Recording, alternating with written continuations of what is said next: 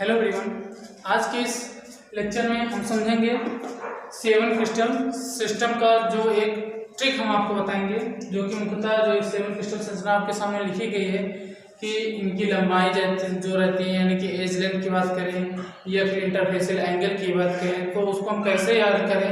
ये इतना आसान नहीं होता कैसे कि इसको हम ऐसे रट लें। तो आप रटेंगे तो जाहिर सी बात है भूल जाएंगे जल्दी से, तो थोड़ा समझ कर रटेंगे वो ज़्यादा बेटर रहेगा, तो थोड़ा लॉन्ग टाइम तक आपको याद आएगा। तो इसी को याद करने की एक ट्रिक हम आपको बताएंगे जो कि काफ़ी आपके लिए हेल्प करेगी। तो उसको हम समझने से पहले, थोड़ा इस ट्रिक को समझने से पहले हम इसके बारे में थोड़ा नॉलेज कर लेते हैं कि आखिर हम ट्रिक काम कैसे करेगा। तो ध्यान देना भाई। तो उसमें होता क्या है कि किसी भी शेप में, चाहे क्यूब हो, चाहे हेक्सागोनल हो, चाहे मोनोक्लिनिक हो, ट्राइक्लिनिक हो, रोम्बोहेड्रल हो, ऑर्थोरोम्बो, कुछ भी हो इवन, तो किसी भी शेप में क्या होता है, कोई ना कोई एंगल होता है कि नहीं, या फिर एज लेंथ होती है। जैसे अगर हम बात करें एक क्यूबिक शेप की, ये मुख्यतः हम एक चार का डब्बा जो कि क्यूबिक के शेप का मान लेते हैं, मुख्यतः यह हल्का सा घना प्याग रखा है। तो इसमें देखो मुख्यतः ये जो एक स्ट्रक्चर बना है, एक क्या है 3D स्ट्रक्चर है। ध्यान देना, ये स्ट्रक्चर हमारा क्या है 3D है। जैसे आप पढ़ोगे XYZ ना 3 डायमेंशनल, तो हम एक 2D के ऊपर 3D संरचना बनाए हैं। तो उसमें मुख्यतः है क्या, हमारा एक एज लेंथ है ये, दूसरा ये, तीसरा ये। ध्यान देना, एक एज लेंथ ये है, दूसरा ये, तीसरा ये। अब ये क्या है, एक प्रकार से कॉर्नर है। कॉर्नर पे अब यहाँ पर ध्यान देना, हमने तीनों चीज की, अब ये 3 डायमेंशनल हो गया ना। अगर हम केवल इन दोनों की बात करते हैं, इसकी बात ना करते, केवल इन दोनों की बात करते, तो क्या होता है 2 डायमेंशनल। लेकिन 3D की बात करें तो यहाँ से भी एक एज लेंथ हमारा निकल रहा है, तो एक प्रकार से 3D संरचना है। तो उस केस में क्या हो गया, अब यहाँ पर एज लेंथ तो हम मालूम हो गया, लेकिन अब सेकंड हमारा क्या है इंटरफेशियल एंगल। तो इंटरफेशियल एंगल क्या होता है कि किसी भी दो एज लेंथ के बीच, किसी भी दो एज लेंथ के बीच जो हमारा एंगल क्रिएट होता है, वही हमारा क्या होता है इंटरफेशियल एंगल। तो ये हमारा एक एज लेंथ था, एक एज लेंथ हमारा ये था, तो इनके बीच एक एंगल क्रिएट हुआ, इसको हम क्या बोल सकते हैं इंटरफेशियल एंगल। उसी प्रकार दूसरा वाला एंगल हमारा इनके बीच हो सकता है, और तीसरा वाला इनके बीच, यानी कि एक एज लेंथ ये थी और ये थी, तो इनके बीच एक एंगल 1 2 3 हो गया। तो अब हम इसमें समझते हैं, तो ये हमारा क्या है एज लेंथ है। हम इसको मान लेते हैं कि इसकी कितनी एज लेंथ है, A, इसकी B और इसकी C। ओके, इसके अलावा इंटरफेशियल एंगल भी इसी में समझ सकते हैं। हम अल्फा बीटा गामा से डिनोट करेंगे जो एंगल हमारा क्रिएट हो रहा है किन्हीं भी दो एज लेंथ के बीच, उसको हम किससे डिनोट करें अल्फा बीटा गामा। तो यहाँ की हम मान लेते हैं कितना है अल्फा, इसकी कितनी है बीटा और इसकी कितनी है गामा। ओके, कोई भी नहीं है भाई, ये गामा है आपका, जैसे आप लोग लिखते हो। तो अल्फा बीटा गामा हमारा इंटरफेशियल एंगल है और ABC हमारा एज लेंथ है। तो अब हम अपने केस पे आते हैं। तो ध्यान देना, किसी भी शेप में हमारा अगर हम एज लेंथ की बात करें, तो एज लेंथ ध्यान देना कई प्रकार से हो सकता है कि हो सकता है किसी शेप में सभी एज लेंथ बराबर हो, या फिर किसी में कोई 2 बराबर हो, 1 ना बराबर हो, या फिर हो सकता है किसी में बराबर ही ना हो कोई एज लेंथ। तो उसी अनुसार हम समझते हैं कि हमारा पहला केस क्या आ सकता है, एज लेंथ के रिस्पेक्ट में हम चल रहे हैं, तो इस रिस्पेक्ट में क्या होगा ABC है, तो उस रिस्पेक्ट में हमारा पहला केस ये हो सकता है A बराबर B बराबर C। ओके, कि हम कह सकते हैं कि A बराबर B बराबर C, यानी कि अगर A की एज लेंथ 5 सेंटीमीटर है तो इसकी भी 5 सेंटीमीटर होगी, यानी कि जो लंबाई A की होगी वही लंबाई B और C की भी होगी। ये हो गया क्या हमारा पहला केस।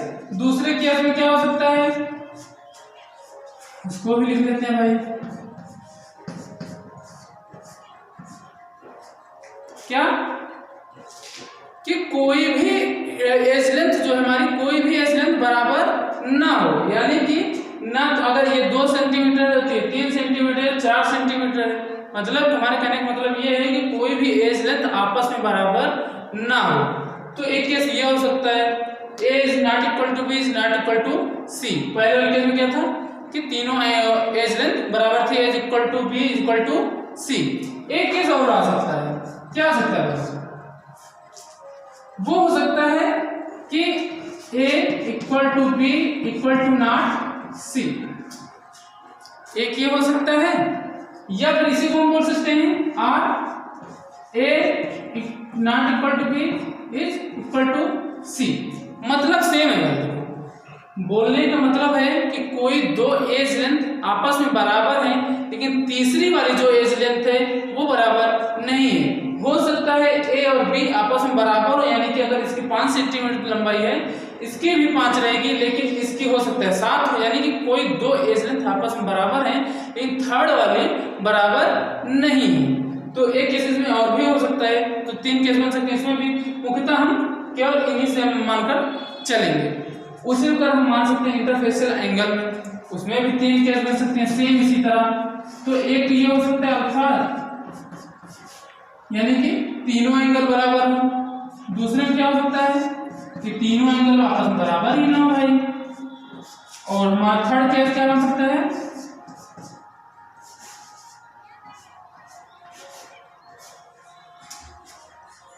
हाँ, कि पहले केस में क्या होगा कि इंटरफेसियल जो एंगल अल्फा बीटा गामा जो क्रिएट हुआ था वो हो सकता है कि तीनों एंगल सेम हो, यानी कि अगर 90 डिग्री का ये है तो इन दोनों का भी 90 डिग्री का होना चाहिए, अगर 60 का है तो इनका भी 60 डिग्री का होना चाहिए। मतलब कि एक एंगल जो रहेगा, एक इंटरफेसियल एंगल जो है वो अदर दोनों का भी होना चाहिए।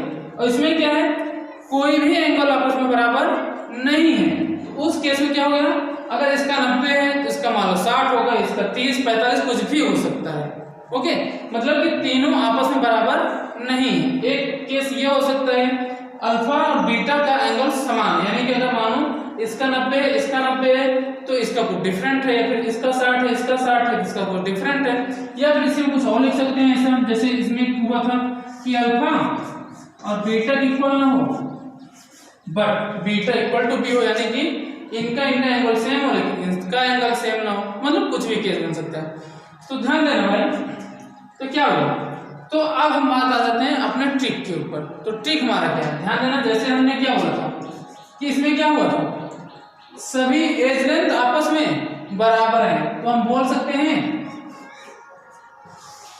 All is equal.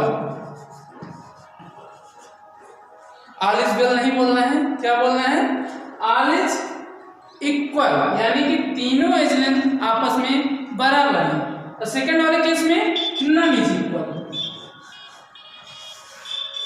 लिख लोगे उतना ना, नन इज इक्वल। और इसमें एक अदर केस, ये जीरो नहीं है ओ है, अदर केस, यानी कि जिसमें क्या है कोई दो एंगल आपस में बराबर है लेकिन तीसरा वाला सॉरी दो एज लेंथ बराबर है लेकिन तीसरा वाला जो एज लेंथ है वो आपस में बराबर नहीं है। यानी कि अगर ए और बी सी बराबर है लेकिन सी वाला आपस में बराबर नहीं है, ये हमारे किसके अंतर्गत आ जाएगा, other case. All is equal, none is equal, other case. इतना भाई याद रहेगा। उसी पर इधर भी आ जाते हैं। तो इसमें स्पेलिंग के अनुसार नहीं चलेंगे। इसमें देखते हैं कि अल्फा और बीटा और गामा। ध्यान देना, यहाँ पर जैसे हमने बात किया था एक एंगल हुआ था, दो एंगल हुआ था, तीन एंगल हुआ था। इसके अनुसार से सोचो कि एक दो मतलब कि अल्फा और बीटा के बीच एक एंगल बन गया और एक बीटा और गामा के बीच। ऐसा लगेगा दो ही एंगल है ना, इसमें दिख रहा है दो ही एंगल, लेकिन एक ध्यान देना गामा और अल्फा के बीच में तो होगा। अगर हमारा ये अल्फा था, ये बीटा था और ये गामा था, अल्फा बीटा चलो ठीक है, अल्फा बीटा के बीच बन गया यानी कि इसके और इसके बीच। लेकिन एक यहाँ पे यानी कि गामा और अल्फा के बीच भी तो एक इंटरफेसियल एंगल क्रिएट होगा। तो इसमें मुख्यतः कितने हैं, तीन एंगल बनने हैं। जैसे कि इसमें एक दो तीन एज थे तो तीनों से तीन एंगल आपस में मिलकर बने। मतलब एक कोने से किसी भी आप जिस रूम में रहते हो उसी में एक कोने पर देखिए वहां से कितने एंगल क्रिएट कर सकते हो आपस में एज लेंथ से। तो यहाँ पर कितने हो गए, तीन। तो यहाँ पर सभी एंगल क्या है आपस में बराबर है, तो हमने क्या लिख दिया 3। इसमें कोई भी एंगल बराबर नहीं है, हमने क्या लिख दिया जीरो, ये क्या है ध्यान देना, जीरो है, और ये हमारा क्या है ओ है, लिख देते हैं भाई। इसके अलावा थर्ड में क्या है, कोई भी दो एंगल बराबर होगा, यानी कि beta is equal to not gamma, यानी कि इसके बीच जो हमारा एंगल बना है, यानी कि एक एंगल ऐसा है कि 60 है, और अदर जो दूसरे हैं वो हो सकते हैं 30-30 के हो सकते हैं, 90-90 के हो सकते हैं, वो आपके डिपेंड करेगा किस प्रकार का शेप है। तो कोई दो एंगल बराबर है, जो तीसरा एंगल है उन दोनों एंगल से डिफरेंट है, तो उस केस में क्या हो गया कि कोई दो एंगल बराबर है लेकिन एक एंगल बराबर नहीं है, तो ध्यान आया, all is equal, none is equal, other case तीनों एंगल सेम, एक भी एंगल सेम नहीं है, और फिर कोई दो एंगल सेम है। तो अब इन्हीं से ध्यान देना हम अपने ट्रिक याद करेंगे। तो हमारी ट्रिक ध्यान देना, मुख्यतः कितने हैं क्रिस्टल सिस्टम, 7 है। तो ध्यान देना, पहली बात तो जितने 7 क्रिस्टल हैं उसको हम नाम याद करने की ट्रिक करते हैं। तो एक है, जैसे कि आप केमिस्ट्री है, केमिस्ट्री के अंदर पढ़ रहे हो, तो केमिस्ट्री थोड़ा याद करना मुश्किल होता है, तो उसी अनुसार हम भी याद करवाते हैं आपसे कि केमिस्ट्री स्पेलिंग याद है ना, थोड़ी बहुत मीनिंग उसमें भी गलत करेंगे।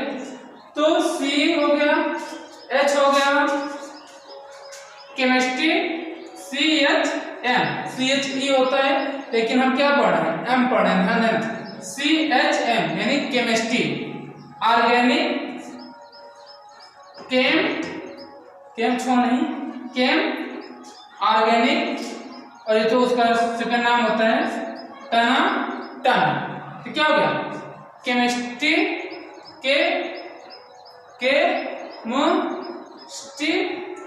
केमिस्ट्री हो गया, ऑर्गेनिक, टन। सी से cubic, hexagonal, monoclinic, orthogonal, rhombohedral, tetragonal और ट्राइक्लिनिक। याद है, केमिस्ट्री, ऑर्गेनिक, टन याद रहेगा, इसको याद कर ले जाओगे। तो अब इसी अनुसार जो एज लेंथ है और जो एंगल है उसको आप लिख लोगे।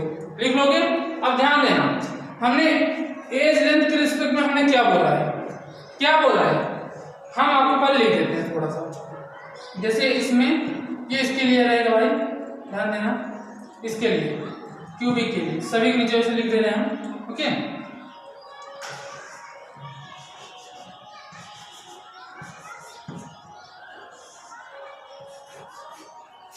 एक बार थोड़ा कंफर्म कर लेते हैं,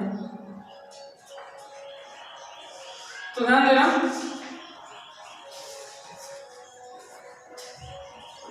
तो इसमें क्या हुआ, एक सेकंड,